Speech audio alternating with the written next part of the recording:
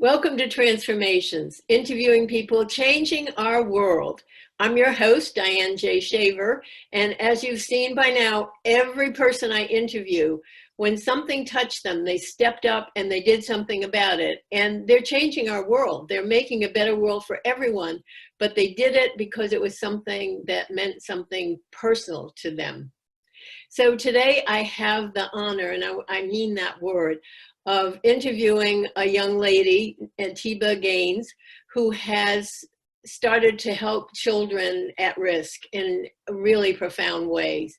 And her not-for-profit is Unreasonable Kids. I love that title, Unreasonable Kids, but they're unreasonable in a way you might not think. So please help me welcome Ateba Gaines. Welcome, Ateba. Hi, thank you so much for having me on. I really am. It's our pleasure. Excited. So tell me, what is Unreasonable Kids? Unreasonable Kids is a group of bossy little kids that are executives. I'm teaching them how to start a social enterprise and how to understand the problem when there's a problem or a social justice in the world, to say, just because I'm a kid, I can still help to solve, be a part of the solution. A lot of times kids feel like they don't have a voice, as I did when I was a child. And so I want to give kids a voice, and I also want to let adults know that you better watch out, because kids are going to take over the world. I love it. I mean, they're our future. So, I mean, it's yeah. So it's interesting. I interviewed a young lady who's 13, and she has two businesses, and she travels around the world helping young children of color to step up and be heard and do things. And she started being an entrepreneur at 4 years old. So how old are your kids that you're teaching? Yes, my kids go from 7 to 17, and the bossier ones are the younger ones, usually about 7 and 8. Love it. How did you come up with this? What was it in your background? What was it that made you even think about doing this? Well, it's funny that you said, when she said she was 4, I can think of as, my mother could tell a story when I was 2. I always had this entrepreneur, I think, spirit within me.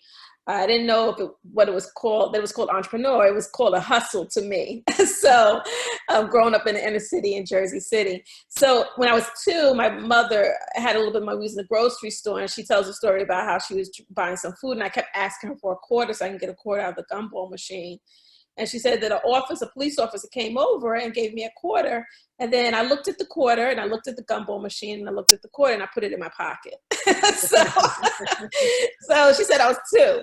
And at that time, I always tell that story because I understand the value of a quarter. I understand the value that some people say, oh, I can't start a business because I don't have any money. Well, I always tell them, look around your house. What do you have in your hands? And start with that.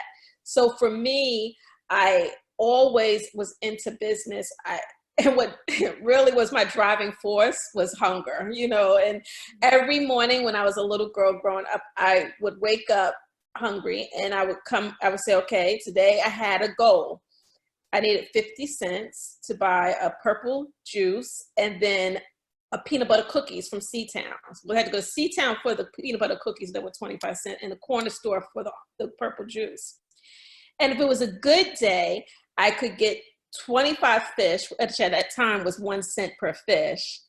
If it was an even better day, then I could get a ice cream cone with rainbow sprinkles. If it was even better day, then I can get a Helen's Pizza. So some of the ideas that I came up with was one where C-Town was a local store in Jersey City. And so they would always put their coupon books outside. And I was probably about in the 2nd grade. And so I would take a group of coupon books, and I would walk down a couple of blocks, because I knew that people, if they saw me standing in front of the store, they would say, why should I give you a nickel when it's free? So if I walked down a couple of blocks, at that time, I didn't know about prisms and zip codes and all that stuff. I was figuring it out. So I walked down a couple of blocks, sold the coupon books for a nickel, and then I made money to get me peanut butter cookies and a great drink. I also had ideas. I would clean out the garage. We had this place we put out trash, and I cleaned it out, And then I had me and my sisters, we would go down to the park and we would practice because we did a show, Take Me Out to the Ball Game, Ebony and Ivory, and then we would charge $0.25 for the show. And I would invite all the neighborhood people to come to the show. And then I hired my cousin, who was the bodyguard, because I figured we needed a bodyguard. I don't really know why, because we weren't that good singers, but we were hungry. We were hungry singers. And so we had this show. We made a lot of money, but my biggest problem as a business person is that I hired my cousin as a bodyguard, and he took a majority of that money. We were still able to get peanut butter cookies, but we could have got an ice cream cone too if I would have managed it well. So I said all that to say is that as a child, I always had this hustle. Now that I know there's an entrepreneurial spirit, to find ways to eat. Another thing that as well, and I tell the story about Blocko's. There was a corner store called Blocko's in Jersey. And so they sold sandwiches. And so me and my sister we would always walk past there, you know, because we had to walk home for lunch, but we didn't have any food at home. And so I thought, I was in 3rd grade. I think I was in the 3rd grade at that time because we had to go to PS23 school.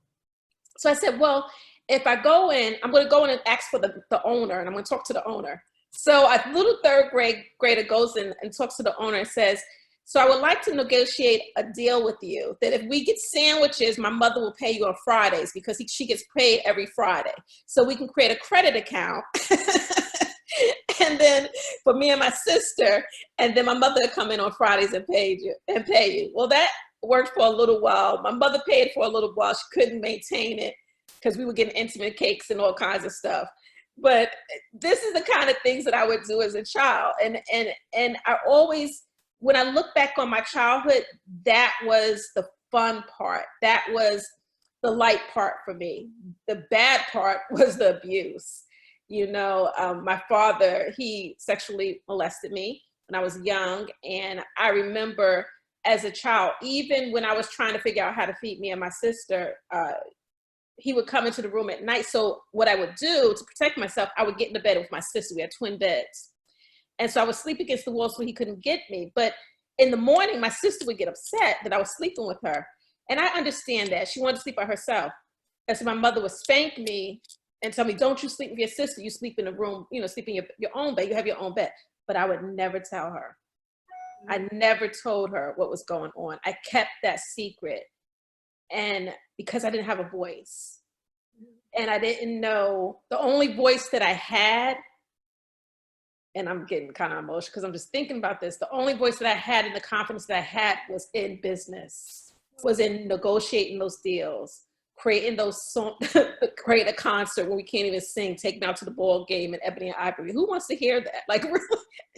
But that was where I was able to release my voice. Because at night, I didn't have a voice. At night, I was trying to protect myself. It's so interesting to me that the way that we become outstanding in some way is to go through hardships. It feels like not having an easy childhood prepares us to be entrepreneurs or performers or whatever. And so that's I guess the good thing about a bad childhood. But what was it in you that allowed you to keep going, that stopped you from, you know, folding in on yourself and becoming removed, but you did it again? You went out into the world and you created something. How was that possible? Well, to tell the story a little further, I loved spin dresses. So anytime you see me, I have a dress. I love to spin. And you know, when you spin and you make this turn, I love that. And so as a little girl, I always loved spin dresses. I would watch Little House on the Prairie, and I loved Laura Ingalls' dress when she ran down the field to her father. And I just loved that show. So one day my mother brought me a dress, and I think I was probably in the 2nd grade again at that time. No, because we was on Glenwood, so I was probably in the 2nd grade. So she brought me a dress, the skirt that's made the spin. So I remember running in there like Laura ran to her dad, and I ran to my dad, and I said, look, look, look, look, look. And when I stopped in the spin, he said, you look like a prostitute. And at that time, I didn't know what that was. I just felt really bad. I started out feeling good because I finally had this dress. And when he said that, I didn't put them together as far as the molestation or the term that he labeled me looking like a prostitute, or any of the things that he would say, I could touch you when I started developing, I could touch your breast because I'm your father. Like any of those things. It just continued to push me down as a woman. And I was, for a long time, I walked crunched over. I didn't have confidence. And I really started to drink and live this wild life. And so I winded up getting pregnant, and I had a son. And when my son was about 2 or 3, I don't know what the thing is with 2s and 3s. They're a little bold and really confident. Maybe I need to start a class for them. They're amazing. So I think that they could probably start a business. They probably wouldn't offer any discounts or anything like that, but I think that they're. So my son was in the car and he said to me, Mommy, I want to be a meacher. And I said, what's a meacher? And he said, someone that talks about God. And at that time, to take care of him, I was a prostitute. I wind up prostituting. And so for me, that moment when he said that, I thought that I was being a mom by providing for him, by making this money with my body, because I didn't care for my body. My father, all these things had happened to me. I had no confidence or anything. So I said to him, okay. And I made a decision to go to church that day, and I went to church. And that my whole life changed because I understood that God loved me. Even in the midst of all that pain, that he was still, I had a father. I may not have had an earthly father. I always tell myself this because sometimes I get, kind of bothered when I look at other people having a dad, but I always think I have a heavenly father. And so during that time, that's the part that changed my life. It wasn't until later on when I had my own child, and he was 2, and I think he was about 2 or 3, that when he said those words, I realized that I needed to find myself. And when I did, and when I actually sat in all the pain and hurt, because I was numb to everything, it was like I don't know, like one of those falls that just flow of tears. But it was good because I was actually feeling. And then from that, it helped me to create a to-do list. I love to-do lists of the things that I wanted to achieve. I wanted to try. I knew that I was smart as a little kid because I was gifted and talented, but I didn't really know. So I wanted to try to go to school. So I wind up going to Tidewater Community College. I said, I'll start with a community college. And I remember starting at Tidewater Community College. I had work study, and I worked with a man, an awesome provost called Dr. Samuel Lamb. And he said to me, Ateba, and I said, you're a doctor? And he explained, because I didn't know anything, but I said, you're a medical doctor? I said, no, you can get your doctor's. He explained how you can get your doctor's degree. And he said, one day you're going to have your doctor's degree. And I said, I'm just trying to get my associates. And he said, no, you're going to be Dr. Ateba Gaines. And I said, okay. And I always kept that inside of me. And being at Tidewater, it really built me up. And I remember when I got on the dean's list, I thought I was in trouble. Because I thought I was in trouble. But when I went to the talk to the counselor, she said, no, this is good. That means you have good grades. I said, oh, okay. And so Tidewater inspired me to be and to learn that I'm smart enough to do it. When I went to Christopher Newport, that inspired me to say, hey, international business, I can actually run a business and go overseas and learn about different cultures. So then I began to take a little bit more risk. And then I decided to go out to Portland and get my master's in international management. And then that's when I worked for Nike. And then that's when I became the product manager for the Southeast Asia footwear account. And my life began to change from there. It started from the streets, this little girl, not knowing where she was going to get 25 cents for peanut butter cookies, to working for one of the greatest companies in the world. But it's interesting. I mean, all of the horrible things that you went through, none of it dimmed you. None of it diminished who you were. And once you got the idea of what you needed to do, nothing stopped you. Well, and it's so ironic today. I thought, what should I wear? I said, I want to wear yellow. So it's funny that you said that. And I think that I tell people, I was telling some students about a couple of days ago in a class, and I said, each of us has a light bulb within. I said, but your parents can't turn on the light. Your grandmother can't turn on the light. It's going to take you to flip that switch and turn on that light. So even though my son said that to me at that time, I still had to make the steps to say, I'm ready to stop living in the dark, and I'm ready to turn on that light, and not to be fearful, not to let past things that my dad and other people have said about me, or where I'm at currently, my low social economic environment, define who I am. I'm willing to take a risk. So I made a commitment to myself that any opportunity that I get, I was going to say yes to. And that's the kind of scary thing when you think about it, because when I decided to go out to Oregon, I was living on the East Coast. People said, you're going all the way out there with your son in a U-Haul, with your truck, with your car attached. And remember, I'm short, so I was driving a U-Haul with my car attached, and we was the truck was spent, the wind was blowing, everything was happening. But I was determined to say yes to any opportunity that came to me, no matter close or far. And I think that that's the part that I love about Unreasonable Kids. It's because I don't know what's going on in their homes. But when they come to me, I tell them, I say to them, you're not in elementary school, you're not in middle school, you're not in high school, you are in college.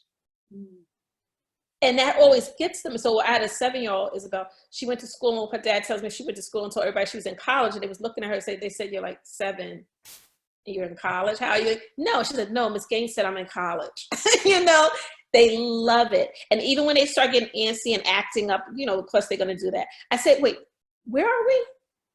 Oh, we're in college. And they straighten up. Because I want to encourage them that they can do it at a young age. I want to instill in them that they have power, that they have a voice. I didn't. I was getting beat, and remember, in the mornings, because I didn't express my voice to say what my dad was doing. I could have stopped it at any time, but I didn't, because I didn't know how to release my voice. So for me, I'm going to work with kids, and I'm going to help them to release their voice. I want to help them to be change makers. I want to help them to do exciting things to change this world. And I want to say to adults that you should listen. Because my son saved my life. If I wouldn't have listened when he said, Mommy, I want to be a meacher, where would I be today? Yeah. Why do you think people are so powerless today? I mean, adults I'm talking about. I mean, if you think about what you're reading about what's going on politically and economically and everything in the world, what I'm gathering from that is people are feeling really powerless, and it's such a lie. So how is that going on? And I put that against what you're teaching kids. So what the hell? How do we get to this place where adults are feeling powerless? Because you keep doing the same thing over and over again and expecting different results. I know people say that all the time, and that sounds like, oh, that's being said, but it's true. If we keep making the same decisions over and over again, we're going to see the same results. If politicians keep making the same decisions over and over again, we're going to see the same results. And we're going to continue to remain. But remember what I said, any opportunity made, no matter far or wide or how much it stretches me, I'm going to take it. Because I know that in those moments that I'm not sure, or I'm feeling nervous, or I'm feeling doubtful my own abilities, or even this world that we live in, I still have to show up. If I don't show up, who's going to show up in my life? I always tell my students, no one's going to work harder for you than you. No one's going to believe bigger for you than you. We have grandma, moms, and all this, but I want them to understand Because at that time, I didn't have a lot of support, really no support. But I had to find a way to encourage myself because I had a son that I needed to take care of, and he wanted to be a meacher, and I could not teach him a meacher if his mom was a prostitute. So I had to step out of that realm, no matter what label my father had put on me in second grade that I looked like a prostitute. I had to step out of that thinking and say, that's not who I am. I refuse to live in this state. And don't get me wrong, that in life, things happen. I worked for Nike, and then I taught the university for 5 years. I started this great nonprofit called Shoe Revolt and raised money for human trafficking shelters in the United States. And Sarah Jessica Parker, Barbara Cochran, Jada Pickett, all these great women donated to my nonprofit. And then I won an award and was Women Deliver Award and went to Malaysia and came back after winning that award for Best Social Enterprise. And what happened? I had a stroke, a minor stroke. Wow. I was paralyzed on my right side. Wow. So the doctors told me that I would never walk, talk, or anything again.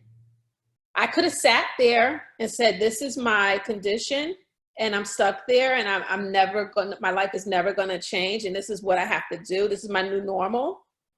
But I decided to sign up to get my doctor's degree at Johns Hopkins. I got accepted into Johns Hopkins doctor's program.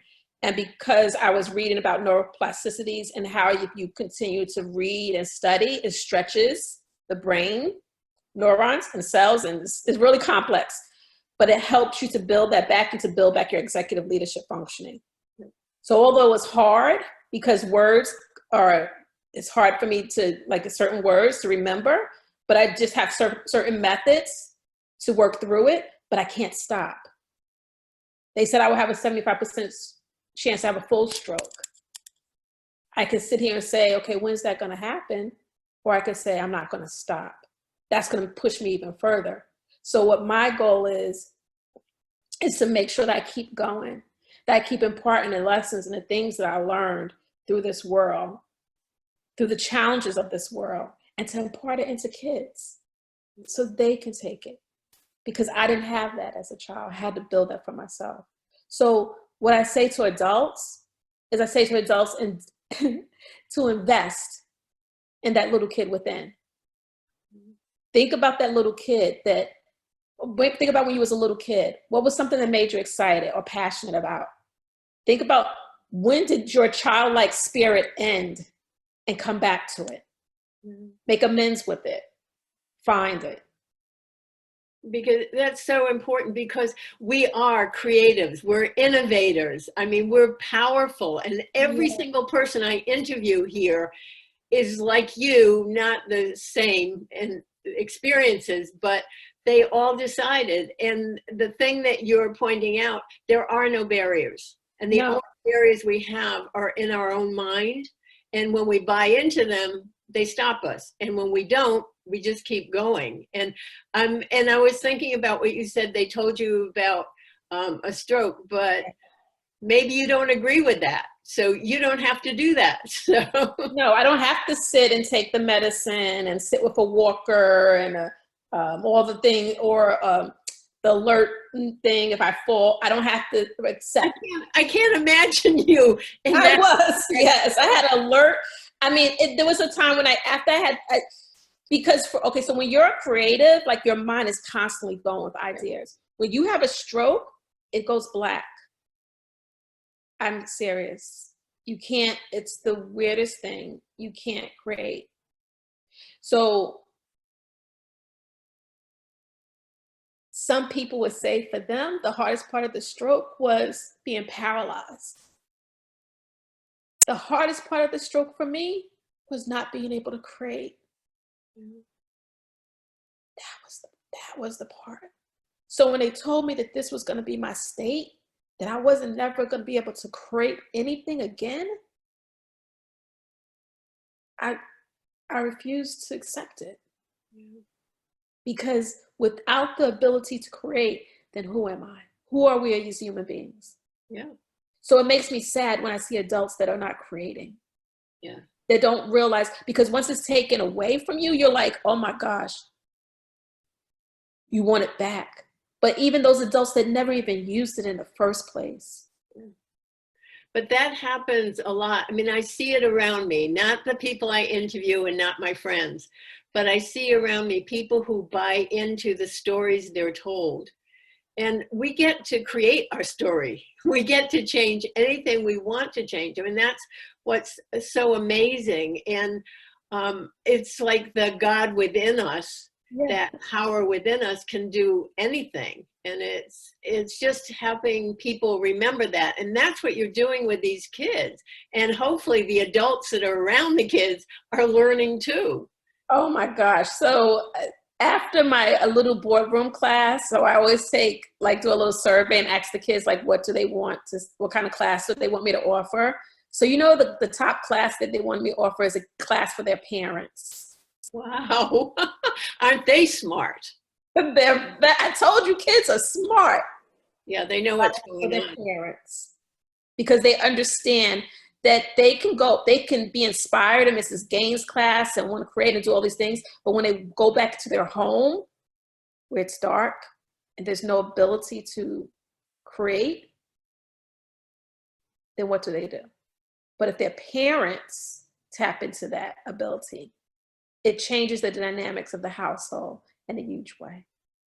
I wonder, what do you think, and I don't have the answer to this, probably nobody has it, why are some people so bowed down by life, and others like you and a lot of people I know, we refuse. We're just like, no, I don't think so. I'm going to do this. So what makes the difference between those two categories? Fear. Some may try. Some people buy into fear, and some people do. Well, some maybe they have tried before. That you always hear that thing. I've tried. I always hear that with my adult class. I've tried. Okay, so when they come to my class, when I teach adult class, the first thing I say is, you don't know nothing. Suspend everything that you thought. Don't give me a flyer. Don't give me everything that you thought to be true is not true. Yeah. And I give them a whiteboard with nothing on it. I say, you see that whiteboard? That's where we start from scratch. Yeah. But that takes courage to start from scratch, because I'm not trying to be rude. Some people are lazy. So they get to a certain point and that's it. And they don't want to press a little bit further to understand that there's more. Yeah. There is so much more if you just keep pressing.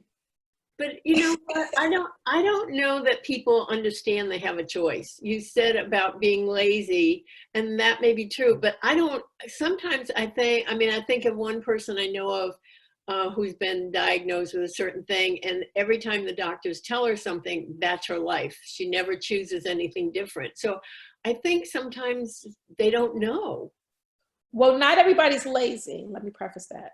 Yeah. It's not a thing, and let me take that back. It's not a thing so much of being lazy. It's because I felt at times when I was in the hospital, it's a lot of work to tell your brain to move your foot and it doesn't want to move. Yeah. It's a lot of work to work with the pressing the little lights and the buttons and the activity. It's a lot of work to build up endurance to go. Yeah. So sometimes you don't, not so much lazy, but you just say, you know what, I just don't, I tap out. This is where I'm at. I'm happy. I'm good with it. But because they don't understand, or they don't even begin to think of what is the possibility on the other side of it. And especially when you're sick, I mean, that's difficult. Like, I still get headaches. I have what's called hemiplegic migraines, which poses, stroke-like symptoms as well. But sometimes I just have to stop. And I just have to, my kids know what to do. And I just stop, take whatever I need to take, and then I rest, and then I get back up. Because for me, I went through that stage where I said, this is what the doctor said. I'm not going to do anything. I'm just going to wait. I'm just going to wait. I'll just wait for me to get the full stroke, and then they'll send me off to a rehab center, and I'll just be there for the rest of my life. Because I've been in a rehab, and I've seen, what it looks like. And it makes me very unhappy to think about it. So what is your vision now for what you're going to do next? Because obviously you're going to keep going. So What's Yeah, I'm next? gonna keep going. I'm not gonna think about what can happen to me. I'm gonna keep going.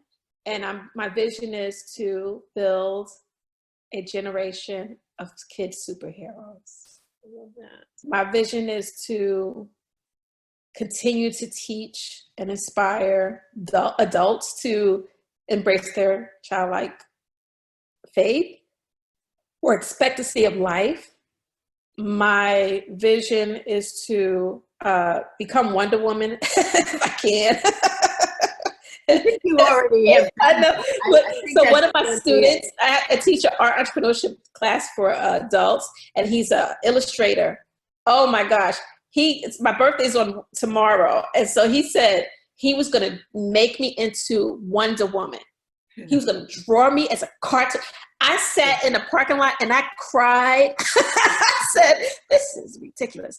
I cried like a little baby. I was so happy. He said he was going to bring, because at that time when all that stuff was going on, my favorite superhero was Wonder Woman. I didn't have any power. I wish I could have took the golden lasso and wrapped it around my dad, but I didn't have any power. And to watch her kick butt, take that lasso, and then she looked good doing it. I mean, that was like the bomb. So for him to say that he was going to draw me, that was wonderful. So I think I could check that off my bucket list once I see the picture, and I can say, wow, I'm a superhero. I'm actually a comic. But I think you are a superhero. I mean, look at your journey. Look what you've overcome. Look what you're showing people just by being. And I think the biggest gifts we give people is just being ourselves. And that's the gift that you've given people, is just to see how you've overcome things and how your spirit is so strong within you. And look what you're doing for these kids. So have some of your kids really literally started businesses? Yes, Leah's Buttons, and she's on Facebook, and she just hit 100 likes. She's so cute. We're still working on Leah becoming more confident in her speaking. But How old is she? Leah, how old is Leah? I think she's in the 4th grade. I think Leah's in the 3rd or 4th grade. I'm not sure. I can't remember because I have so many kids, but I'm so proud of Leah. She started her buttons business and she has 100 likes, and we're celebrating her, and she's great. Her mom is a great supporter as well. And I have other kids that want to do cool things as well. And I'm just so thankful.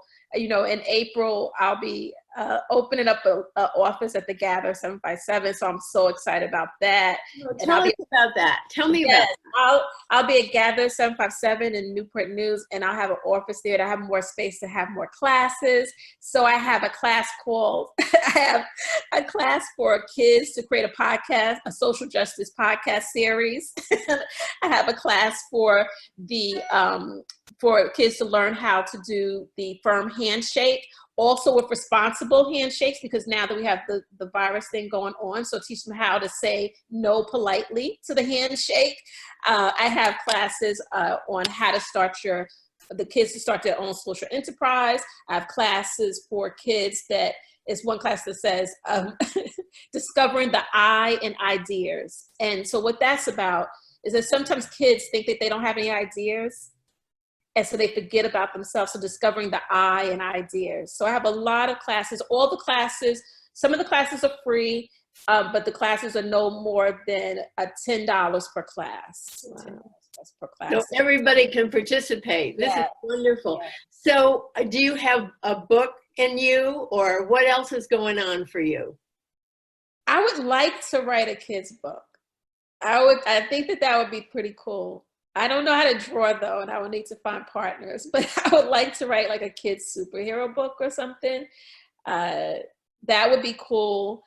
And I just want to continue to just love on kids while I'm here, you know, and I hope, you know, I'm not trying to be morbid or anything, but that's my goal, to leave behind a generation of kids that could say, I remember Miss Gaines, and she's taught me how to discover my voice. And she also taught me about the UN SDG goals and how to create social justice ideas that's going to make impacts in our environment, but poverty and health in all areas of life. And she just empowered me. And that's my goal with Unreasonable Kids. And so I guess I have to change it, add unreasonable parents too, to it, because the kids, by kids, what's the kids' Teen Choice Awards? Teen Choice Awards or Kids' Choice Awards says create a parents' unreasonable kids version for the parents. So, and the parents have to come in there. I tell them, look, in this class, you're kids. Yeah. You leave all of that outside chatter out, and we're here to have fun, and so that you could support your little unreasonable kids as well. And I love the name Unreasonable Kids. I always tell my kids, this is your opportunity to be unreasonable. You know, in a good way. It means to think outside the box. It means to not conform to what the world said. I could have said, okay, doctor, I'll stay like this. But I said, no, I'm going to fight against it. It's being socially responsible and understanding that there's a plan for everything, but we have to think and do quality. My kids know how to do quantitative research, primary, second. My kids are dope. That's an old 1980s word, but yes. And so you teach them how to come up with strategies that have never been done, to think unreasonable. When people say, you can't do that, and the kid says, the 7, or Isabella said that, yes, I can. That's my goal. But that's the whole essence of what we need right now. Everybody that I've interviewed, every world changer, is doing something that people said they couldn't. And the thing that I love that you're doing, that I see all of these people that I interview doing, is that when something comes up, they just dig into it. They don't hear, I can't. They don't see an obstacle. It's like, I'm doing this. So this and you don't see yourself. You don't want to come in there. Like, one thing I always like to check myself with this. I want to always be humble. I want to always be a servant. I want to always understand that I'm here to serve the world, not the world to serve me. Absolutely. And so it's so funny, even with LinkedIn, like I just like signed up for LinkedIn, like probably like 2 weeks ago, whatever. And I didn't want to do it because I just felt like I didn't want to evade someone's space, personal space. And I felt like maybe I was invaded by asking them if they would connect with me. You know, because I don't know them. So it's kind of like, well, I don't know them, but I want to get to know them because they're doing cool stuff. So every time, I kid you not, I think I'm at 500 in 2 weeks. I have a 500 connect. I know, that's crazy. Because every time when I sent a request out, I said, thank you. And thank you. And I promise I'll never like evade your space. Like I'm not here to ask you for a job. I just want to learn from you. I just want to be in your circle to learn about what you do, to learn from you, because it's not about me. I think if I remain humble and I remain teachable, and if I allow myself to learn from every adult or kid that comes into my life, I think that when I leave this world, I'll be pretty smart. I think you're pretty smart already, and I think that you keyed into a lot of the things that are so important in our culture. And I just thank you so much for being you, Ateba. Thank you so much for sharing with our audience and being such an inspiration. And I know, like, this is almost like the beginning for you. You're going to keep going. Okay. I can't wait to see what you do next. And your children's books will be a big success. Well, I want to say thank you for accepting my LinkedIn request. And thank you for allowing me into your life. I've read about, and you do amazing things, and I just wanted to connect with you. And I really am humbled and appreciate that you reached out to me and wanted to interview me. I didn't know why, but I thank you so much for believing in what I'm doing. Thank you. There's no question. And we need people like you in this world where so many adults are just feeling powerless and they're following along a track and they're believing everything that's told to them. We need you. So thank you for being out there. I can't wait to see what you do next. And thank you so much for being on Transformations. Thank you, Ateba. And thank you to our audience for being with us on Transformations, interviewing people changing our world. And there are people like Ateba out there, and they are making a difference. And maybe one day I'll be interviewing you as you make a difference in this world. So I'm your host, Diane J. Shaver. Inviting you to join us next time when I interview another world changer. And I will see you then. Bye-bye.